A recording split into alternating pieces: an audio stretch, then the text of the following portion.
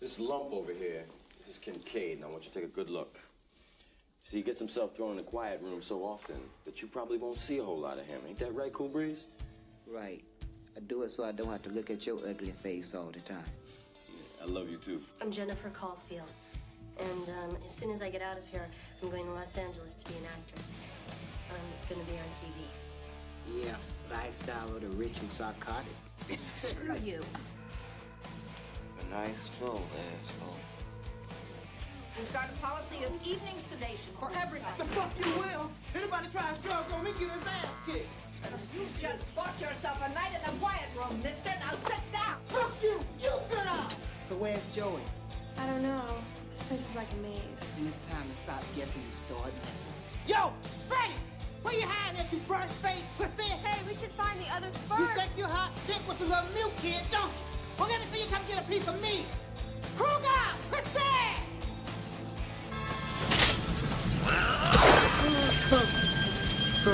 I'll see you in hell. Tell him Freddy sent you.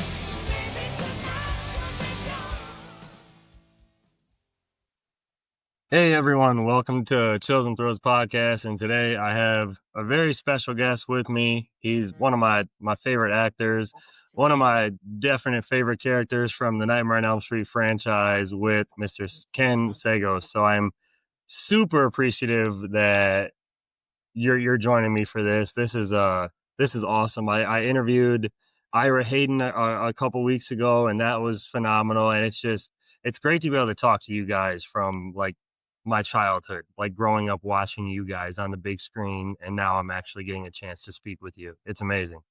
Well, thank you. Thank you. I mean, I'm honored to be here. So many times people who are fans, they come on here and they talk about how great and honored they are to meet us. But the truth of the matter is, from my point of view, I'm honored to meet you because I'm who I am because of you, and I constantly have to say that. So I want to thank you for allowing me to come into your thoughts, your mind, and your home. It means a lot to me as well. Yeah, absolutely. I mean, I've been watching the Nightmare on Elm Street films, and I started way too young. And so I was like 5, 6, 7 years old watching these, and Halloween and Friday 13th. And so like Nightmare on Elm Street 3 was always my favorite of the franchise. And to this day, It was mine too. I can't blame you on that one. But I mean, between the first one and the third one, I always battled back and forth. Like, man, like which one's my favorite? Like those are the three that like I feel like everybody goes to. And we just recorded our episode on the third one for our podcast a little while back. And Will ended up being my co-host's favorite character, and you were still my favorite character. You reminded me, even just watching it today, like of a younger me, the smart ass, like always has something to say, like thinks he's all big and tough. Like it was just awesome. Like every time I watch this movie, like you're who I gravitate to because it reminds me of a younger me. I thank you for that. I thank you for that. I thank you for that, and means a lot to me. I wish that I could shake every fan's hand, to say thank you because I am truly appreciative of your giving back to me. And some people say and there's a mountain and there's that white snow top at the top that we're on. Well, we got there because you carried us up there. We didn't just walk up there, you carried us up there, and I'm greatly appreciated. And as fans, we're happy to do it. And I mean, I'm not sure. I've seen that you have done some horror conventions and things like that. Do you still do those? I do. I just recently did one. I did one with Ira. We was at Scarefest together. Scarefest together. But I try to do maybe 2 or 3 a year because I have a nonprofit organization where I send kids to camp during the summer and pay for young people's books when they go to college. So that's where I raise my money. And I started a nonprofit in 1997 to give back because I was one of those kids that didn't have that. And so I like to continue that. So, you know, I mean, it give me a chance to meet the fans, to meet them and talk to them. I would love. I'm in Wisconsin, so they don't do a lot of horror cons around here. There's like a Milwaukee one they do every now and again, but by the time I end up hearing about it, it's always like a week before, and I'm scrambling to try to get there. But one of these times, I want to get They there. have one coming up in no, that's Wisconsin, Milwaukee. Yeah. Now, what's Yeah. the name of the one that they have out your way? I believe they do like a Day of the Dead one in Chicago, Illinois, and then I think it's like a horror fest one they do in Milwaukee. And I'm trying to get to one of them and be able to meet like Robert Englund or Heather Langenkamp or you if you happen to show up there, or just being a huge horror fan. I'd like to meet a bunch of you guys and just be able to talk to you But even they for have them 30. in Chicago all the time, don't they? Um, I think they do it like twice a year, like I'm not sure what the one next year is. I think it's in March. I'm gonna try to get to that one. Mhm. So which ones have you been to? I haven't been to any at all yet. Come on, man. Come I on. I am slacking. I know. I have. I every time like they do things around us, like Indianapolis, or there's ones that I see that every time I see someone post on like Instagram, like I see Lisa Wilcox or like Heather Langenkamp, I follow them on Instagram, and I see them posting in that one's coming up in like Georgia or something like that, and I'm just like, I need you to come closer, just a little bit closer. Okay. So what's close to you? Um, I mean, the Indiana one would be close. I've been trying to keep an eye on when they're doing that again. Um, I would go to Minnesota. I would go to Indianapolis. Anywhere. I want to go to the Chicago one they're doing next year. So I'm trying to start Now in playing and stuff. Minnesota, they have one. They have one every year. He has his at one. I want to say twice a year in Minnesota. About it, the Twin Cities. That's what they call it, the Twin Cities. They have one there. So Well, I'm gonna have. I keep in touch so that if I'm ever out your way to reach out to you. Yeah. Yeah, absolutely. I would love that if you're gonna be at a convention. Like, let me know so I can officially meet you in person, get a picture or whatever. Like, I'd love to sit and chat for a minute or so and get an autograph like that. That'd be amazing. I would love to be able to do that. All right. I look forward to it. We're gonna make it happen in 2026. I will keep an eye on my email, and I will make sure to keep updated on my Instagram, make sure I'm looking at what other people are posting, and I'm gonna get to a couple next year. It's on the list. Okay. Okay. I look forward to it.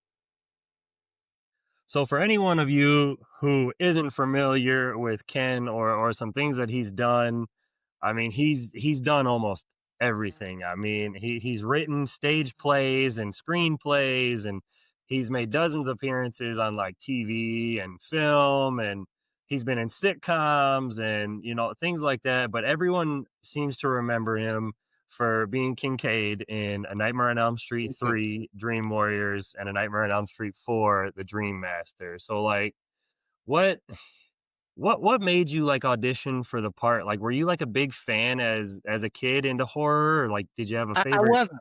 I wasn't. There's this that I talk about often. I wasn't. As a matter of fact, when my agent tried to send me out for the role of Kincaid, I didn't want to go. Not because I uh, was snotty about the role or anything.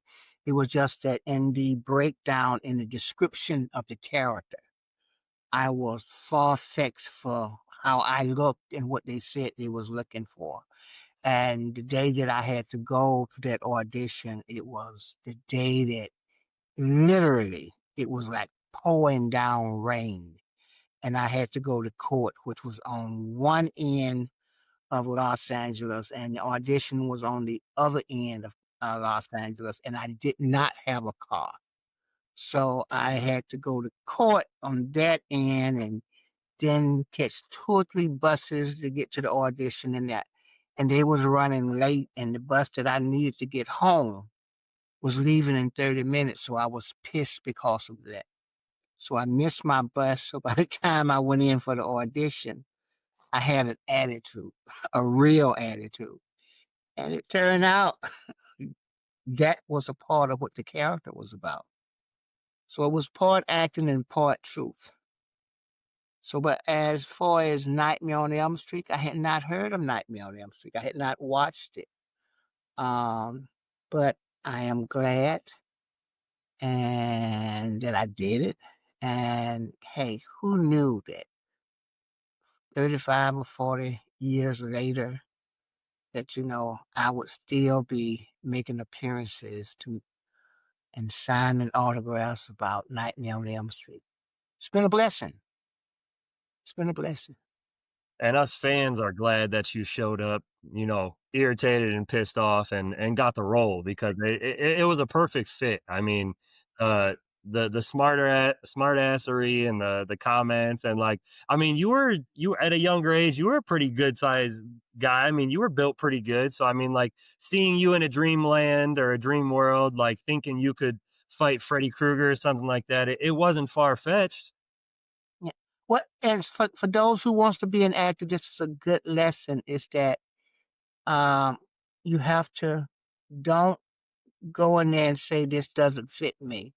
Almost every lead role that I've had in the breakdowns, and for those who don't know what a breakdown is, a breakdown was what the casting directors would send out to the agents who would tell the actor what they was looking for. Like Kincaid was supposed to have been this well built 29-inch waist bodybuilder type. I was more like a Pillsbury Doughboy type. you know. So, and I just felt like it was a waste of my time, and because I didn't have much money, and so catching that bus back and forth. So, um, but you have to go in there and you have to make that role yours. So, if it's one thing that I learned is that you go in, prepare, and make that role yours. And I knew some of the guys that was auditioning for it. They fit the character. And they even kind of chuckled at me when I came in, like, you can. But hey, at the end of the day, when I saw them, I said, you didn't get it, right? Nope, because I did. No. It's awesome. It's awesome, and we're glad that you did. And I mean, you said you weren't into horror, and I mean, so you didn't really watch it at all. You probably didn't have a favorite movie for horror back then. No, I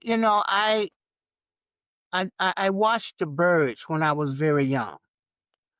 And then there was a movie during the 70s, and I'm telling my age. It was called the Black Exploitation Time. There was a movie called Blackula. And I got a chance to, and I like Blackula. And so, and then when I first came to California, Los Angeles, I got a job at Universal Studios. And I used to go from different bungalow to hit the key. And one of the bungalows that I had to go in was Alfred Hitchcock bungalow. And he was there one day, and he didn't know me, but he took maybe a little more than 5 minutes and talked to me. And that did something to me, because I had watched The Birds.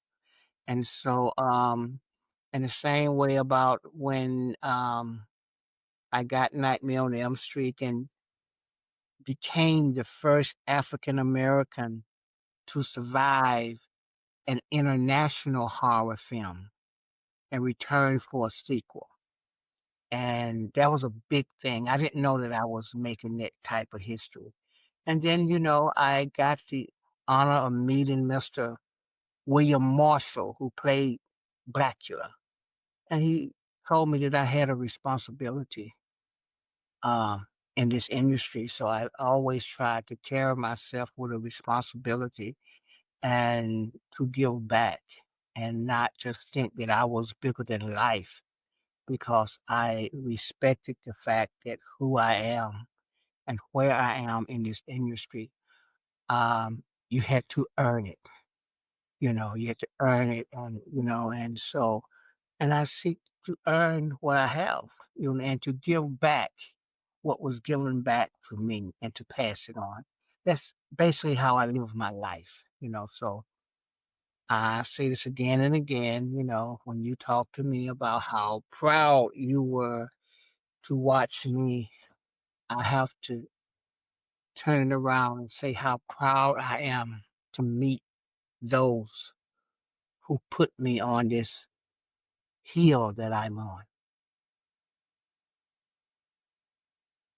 Absolutely. I mean, I don't think you could have said that any better. And I mean, it's just it's amazing. Like I said, just sitting here and talking to you and hearing the stories, and I mean, it's I don't know if you or Ira will ever know how much like I appreciate you taking 15, 20 minutes to sit down and talk to me about all the stories, because it's not so much I want to hear about like the film itself. It's the stories you guys tell, like with other like co-stars or other actors that you've been with, or like the life stories of how you had a really bad day and like didn't want to go to like The audition, the audition. Thank you. And like just stories like that are just awesome to hear. you know, because sometimes you forget that we're human too, and this is a job, and once that job, and we out there looking for another job.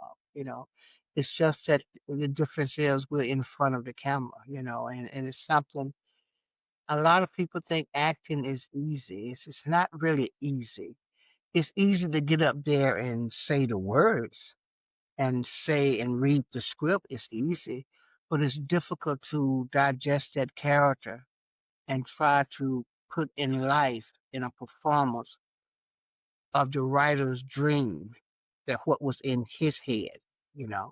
And so that takes training, and it takes talent. And to do anything, just like you're going to get a job, and whatever you're doing, if you're an accountant, you have to work on it to improve it, to make it better. And so that's what we do, and everything. And a lot of, for me, and I'm only speaking for me, a lot of what helps me going, what keeps me going, is talking to people like yourself. It inspires me to hear you talk about what I was able to give you. And that is it's a big thing. And I've gotten calls and conversations from people all over the world, in England and in Japan, where someone was translating what we were talking about, and that's a blessing. That's a blessing, and it's God sent, and I cannot disrespect that. So that's why I continue. So it didn't matter what you said. I was going to talk to you. Maybe I couldn't have talked to you as quickly as I wanted to, but I was going to talk to you. I can't remember anyone that I have turned down, but I can remember many that I didn't have the time to get to them when we both wanted to. So I only speak to Ken Sagoes. I don't speak to anybody else. And I think sometimes I'm not. It just bothers me when some of my colleagues, my actor friends, have such an attitude to fans. That just bothers me. Yeah. And trust me, like I said, I'm never gonna be able to say this enough that I appreciate it. So like I don't know, like if you were kind of starstruck how I am, like having an interview with you like the first couple days on set, like how was it working alongside like Heather Langenkamp and then like Robert England and getting able to see him in the makeup for the first time and things like that? But the first time I met Robert, he was in makeup. I didn't see Robert without his makeup until maybe after the film. And yeah, because it for Robert England to put on his makeup, it was 4 to 5 hours. So when I got to the set and went in the dressing room, my first time meeting him, he was sitting in the chair. And he just looked at me and scared me. I was looking at Freddy Krueger directly in the eyes. But Robert England is such a master. He's a master in being a good friend. He's a master in being a big brother. He's a master in his craft. And he was on the set. He was a big brother. He was a counselor, and he guided us. All of those things. So and with Heather Langenkamp, it was basically the same way. Robert was the big brother. Heather was the big sister. And when I came on the set, and I think most of us felt the same way. And the first scene that we shot was when we was all together in that room room where I was saying nobody gonna put me to sleep. Nobody gonna put me to sleep. Fuck you, you sit down. That was actually the second thing. One of my favorites, by the way. Yeah. See, what I think that made that work is that Chuck Russell, who I consider is a brilliant director, Chuck Russell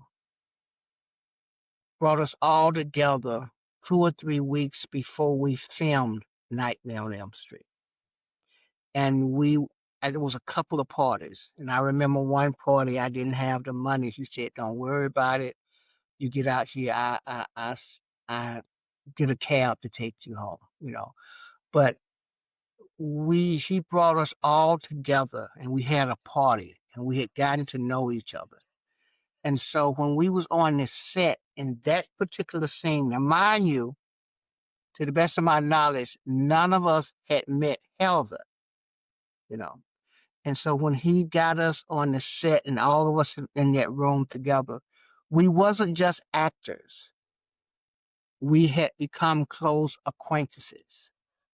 And so we had an investment in each other because we had had a couple of parties, we had talked, we had been in each other's company.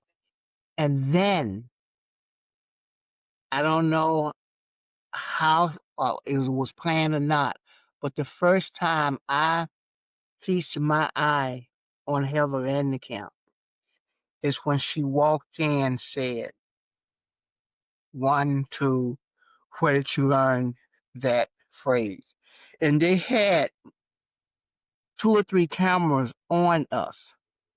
So that look of surprise was real. Like, And oh, it's her in the flesh. it was Like, oh my really God. her. Because I had went and I had watched some Nightmare on Elm Street and I watched her, but that was the first time I saw her. And I think it worked. And that's the magic that I liked that he did, you know. And he wasn't afraid to allow me, Ken Sagoes, to let Kincaid digest, infiltrate me, become to me. So I could be a part of Kincaid as opposed to Kincaid being a part of me. So I guess sometime when I was saying "fuck you," that was coming from the inner Kincaid, So you know, and For our for our podcast episode, that was one of the things we said, is that you guys seemed like some of the other casts, like, yeah, they were good in other films, but like you guys seemed like a collective group. Like you had been friends before, like you were fighting for each other. And it's yeah, just like to hear you say that you guys hung out like that. That's why, like, we now hung it's out. all coming We together. hung out. I think Nightmare 3 had a lot in there. It had some old school flavor. It had some new school flavor. It it had friendship in there. It had drugs in there. It had anger management in it. It had some of everything in there that could be related to. I think, Bradley, um, the one who was my roommate in the film. I don't think anybody could have played that role the way he played it. He was truly, truly gifted. All of them was. But because he was my roommate, I mean, I remember seeing him walk past there. I think there's a scene where I say, "Have a nice stroll, asshole." Yep. When we shot that, they actually had him to walk past me. So it wasn't that I had to pretend in that scene. Whenever there was a chance that there was another actor on the other side of the camera, he put the actor on the other side of the camera. Now, when he did some of the special effects, we had to pretend that some of that was there. So I was learning not just to act. I was learning to be a better actor because of the special effects on it. But also, there was who I call the great big brother, Mr. Lawrence Fishburne, who took me to the side and taught me how to do physical acting. He took me to the side, said, "You don't have to work so hard." And although I don't think he think it meant anything to him, that, but to this day, that meant something to me because he was someone that I had saw in Apocalypse Now and just admired him. But all of a sudden, I'm in a scene with him. So I mean, Ken Sagoes and was blessed, just like you saying that you was having a chance to meet some of your fans. I was having a chance to meet mine, and I try not to forget moments. I can go on and on, so you have to stop me. I try not. I I do not mind whatsoever. I try not to, forget moments. I have a lot of moments, in my tenure and being in this business and the road that I've taken to go down this road in this industry. There's been a lot of people who took time to stop and talk to me. And I don't forget that. I don't forget that because you see, gifts comes in many ways, you know. They was giving me gifts. What Lawrence Fishburne gave me was a gift.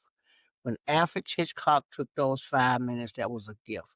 But yet, those was gifts. When I meet fans and they tell me things, you tell me things and you say how Kincaid was back when we was doing it. But also I digest it, say, hey, when I get blessed to do another project, I know a little bit of what the fans feel, so it helps me. Everything is a circle for me, to go on and to do what I have to do. Absolutely. And I mean, Lawrence Fishburne, we joked that we seen his name in the credits of part 3, and it was the first time we had ever seen him as Larry Fishburne. And I love him as an actor. I love seeing you two together. You don't call him that. You dare not call him that to his face. He will cuss your ass out. He will go Kincaid on you. Trust me, I prefer Lawrence over Larry any day. You know. When it comes to Nightmare 3, did you know you were gonna survive? Or like did they keep the script kind of hidden from you guys and just kind of go like scene by No, scene? no, when I got the script, as a black actor, I didn't think I was going to be in it that long. So you know how you turn the pages, and you turn on page 6, and you say, "Shit, I'm not dead yet." You keep turning. You get to 50, you say, "Oh, damn, they made some mistakes up in there," So and so then you go to the end and you see, hey, he's still there. But originally, a lot of people don't know it from what I was told when I did have the honor of meeting Wes Craven. Originally, Kincaid was a white. It was white, and Mm. so they changed it later to make Kincaid uh, black. And I think that's why when I auditioned with Chuck Russell, and I said to him, I remember saying to him, a black guy wouldn't say this, and he said, "Well, say it how a black guy would say it." So, because originally Kincaid was not when he first wrote it, he was not a black actor. So I give hundreds to Wes Craven and whoever the writers. There was about 3 or 4 of them on it that decided to do that, because it I made history. I had no idea of that. I've looked up and done my research a lot on these films, and that's one thing I did not know. I had no idea about that. Yeah. I mean, I think it was the first time they wrote it, you know. So, and I think that's probably why he lived. So, uh, so, but I don't think it was a big deal then. I just think it was just a decision that they made as they was going on. But that, I remember when I was the only time that I met Wes Craven and how I found out, and he said, "You did a wonderful job. I'm glad, we changed it to a black actor." And so that confirmed the rumor that I had heard. Yeah. Well, did you have a favorite scene in the third film since you lived through the whole film? Is it, you fighting Freddy, or is there a You certain talking part about in it? part 3 now? Yeah. Okay. The favorite scene that I had in part 3 is there was a lot of good scenes for me. It was like when I bust through the wall and I said, and they said, "Kincaid, I could kiss you." And then I said, well, that was like one of my favorite scenes. I got a chance to say, "Hey, Freddie, where you at, you burnt face pussy?" Now that was ad lib. So, Oh, so that wasn't in the script. no, I don't. I'm pretty no, no, that wasn't in the script because I remember trying to remember the lines. It wasn't an ad lib because I was gifted. I just didn't remember the line, you know. But yeah, but all those little things is that um I think Chuck allowed, and to make that character work. Being a writer myself, I am very conscious about changing what a writer writes. So he let us do some little tweaks without changing too much of what the writer works. I think, if I had said some of the things that they had down there, which was very, very few, I don't know if it would have gone off that way, you know. I just think that that's when I had a chance to bring a little Kincaid and his streetness out. So There was I know that we do like kind of we call it a favorite categories for our each one of our movies we do. So we do like favorite character, quote, scene from each film. You like clearly you were favorite character for part 3. And then my favorite quote was when you bust through the wall and say that, like, "Yo, Freddie, where you hiding at, you burnt face?" And like that whole little ramble right there, like it's time to stop guessing and start messing. Like that yeah, that yeah. right there. Stop guessing and start messing was in there. Okay. I think that was in there. Yeah. And then you added the rest to it. Yeah. I actually had it. I got to go back and look in it and see it, what it was. I think I just watched it a couple days ago, but when we did our episode for it, so I'm a little fresh on it. Okay. So you survived part 3. When did you know you were gonna get a call for part 4, or when did you get the call? Like, were you surprised? Yes. And I'll tell you why. It's because when they started doing part 4, they didn't have a script, and like that breakdown that was there, they had me in the breakdown. So they was looking for actors in the breakdown. So and Kincaid was one of those roles that was in the breakdown. And I believe it was because Patricia Arquette was not coming back. She had decided that she didn't want to come back. And so for whatever reason, I think they may have thought that Rodney and I was not going to come back. So just on a ram, they was prepared to look for other actors if I didn't want to come back.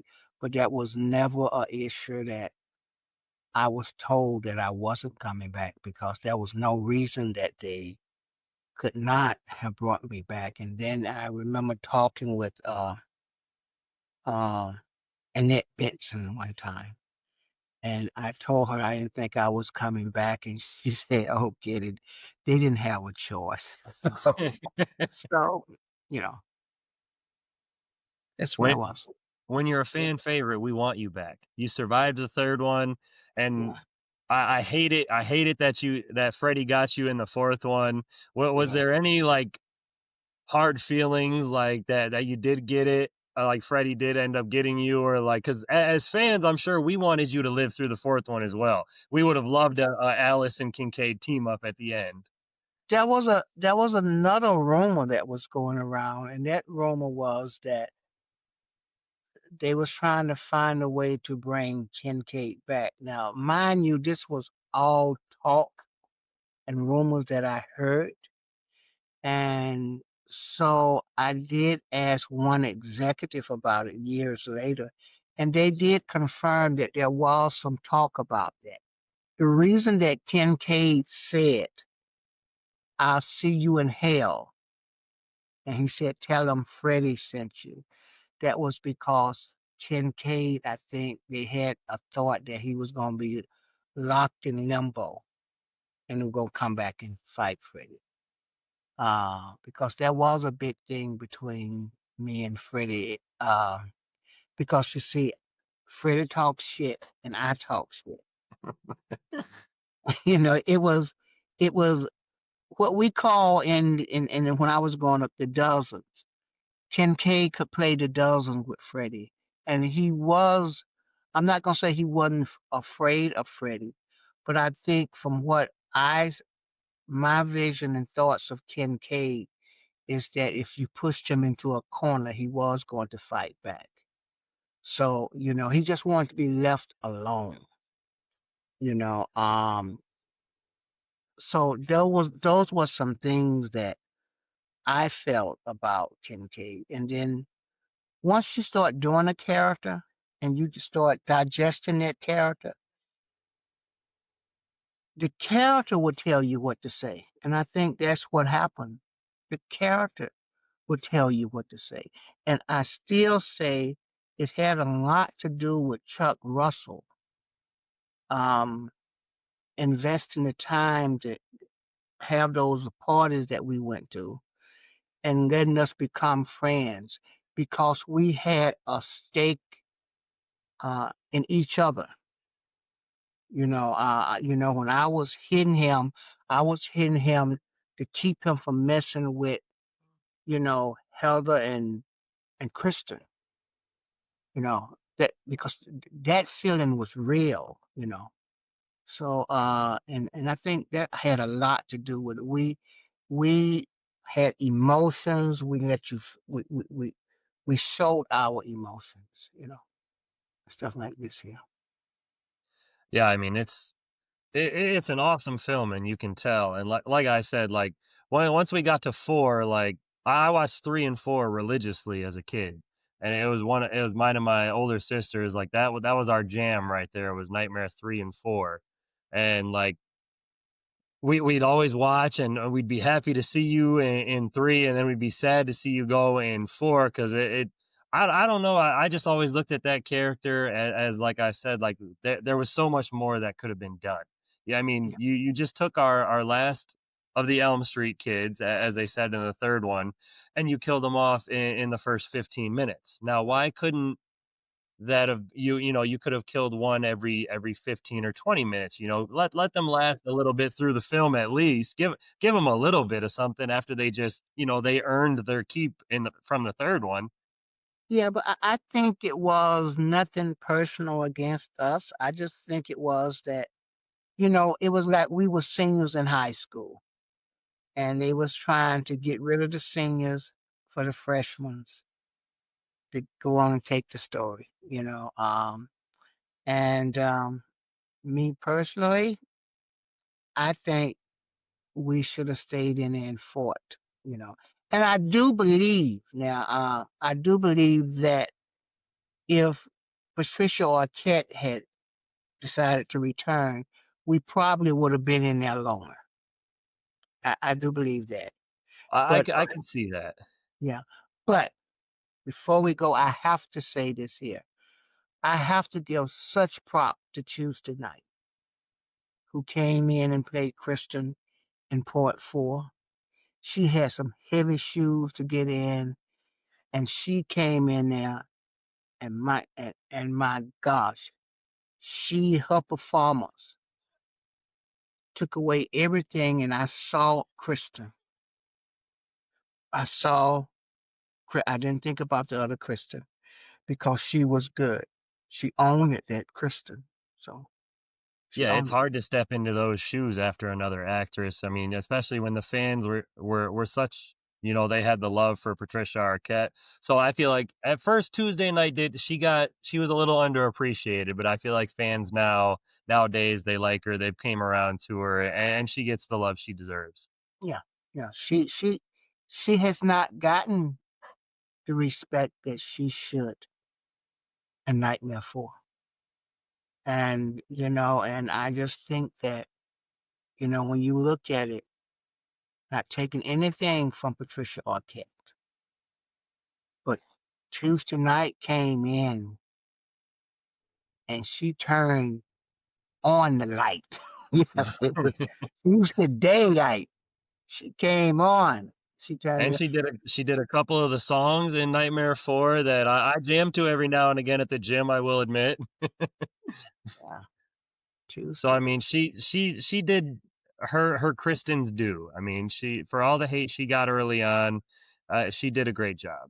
And I mean, all you guys did a great job. I mean, 3 and 4 are fan favorites, and I mean, they were my fan favorites when I was younger, mainly because of your character. So, like I said, it's an honor to be speaking with you. Thank you. It's I an honor wanted to to. be. Oh, sorry. Go ahead. No, it's an honor to be here.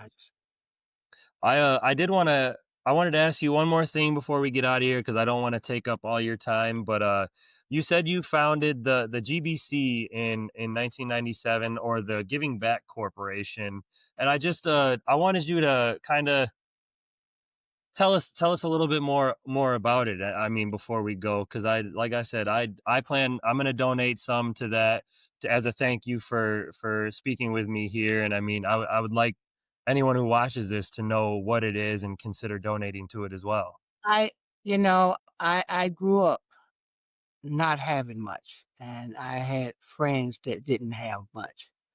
And I know for me, I used to watch that yellow bus drive off going to summer camp, but I could never go during the summer. And when I went to college, I couldn't always afford my books when I went to college. And then Thanksgiving, we was one of those families that didn't have much, but we had a lot because love was there. And for Christmas. So there was people that gave back to me. And during my journey in this industry, like I said, with Alfred Hitchcock, with William Marshall, I had the privilege of meeting Lucille Ball. I've had a privilege of meeting some of the greats, and they took time to talk to me and they gave to me. So I want, and I promise God that if I ever got to a level, I was going to give back. I was going to pay for somebody's kids' books when they go off to college. I was going to send somebody's kids to summer camp because I wanted to pass it forward and give it back. So I started it in 1997, and so far I have the Giving Back Corporation, because there are people that help me, has helped over 1,000, over 1,200 kids through college. I've sent more than 100 kids to summer camp. I put book and supplies in classrooms sometimes when I can afford it, and give out Christmas toys and something Thanksgiving, buy, a meal for a couple of families. And so, and especially right now. So that's what I do. And, and it's what makes me happy. I don't want to go religious on you, but I just feel that if right now, if God tells me it's time to come home, I want to be able to say I was trying to make a difference and by giving back. So I don't want to be compared to nobody. I don't want to hear that, well, why can't this person and do this here?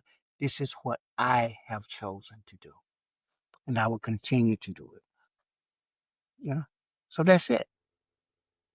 You Well, gave back to me. Now I'm giving back to you. But also, I got a short film that we raising money to make it into a feature film called Socrates. It's gonna be the new terror in town. It's okay. about a bird that talks, and he's the new villain. And he's a curse was put on him back during the slavery and has lived through time. Now he's angry, and he want to get rid of the descendants of those who mistreated him through this century. So he housed near a college campus. And he's called Socrates. He talk.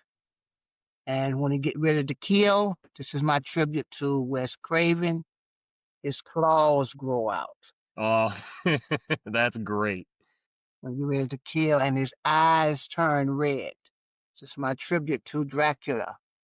And he can speak and talk. So And you're because it's a bird, that's my tribute to Alfred Hitchcock.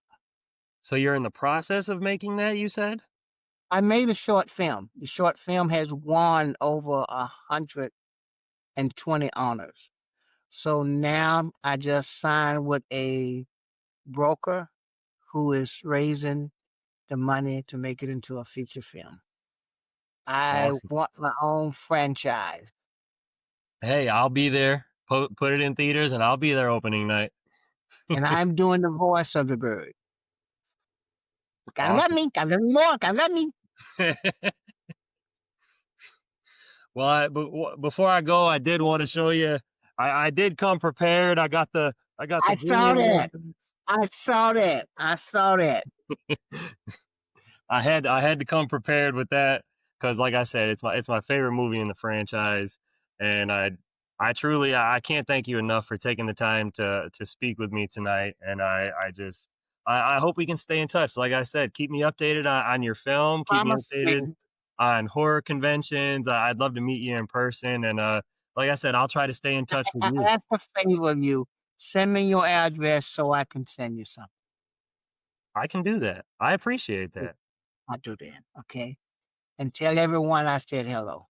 I will do that. Thank you. So I'll let you get out of here, and again, I appreciate you, everyone. Ken Sagoes, Thank you so Kincaid much. from A And I Nightmare on Elm Street appreciate 3 and you. 4. So we appreciate each other. Can we leave with that? Absolutely. Have a good night. All right. Thank you so much. All Thank right. you.